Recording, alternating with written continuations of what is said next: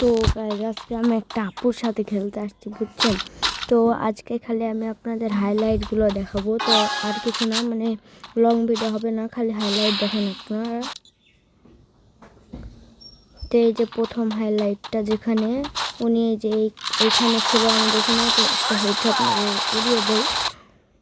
তো তারপরের হাইলাইট হচ্ছে এই যে এটা, তারপরে আমি এখানে বের হই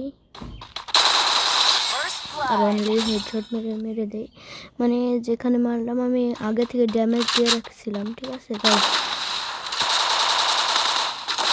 সেখানে আমি প্রবলেম দিয়ে ম্যাচ খেললাম।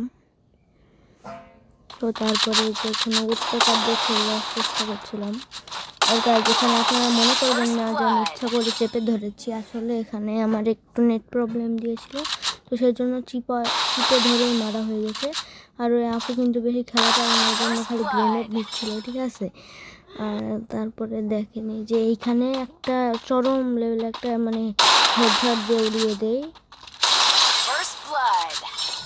তো আপনারা দেখতেই পাচ্ছেন গাইস।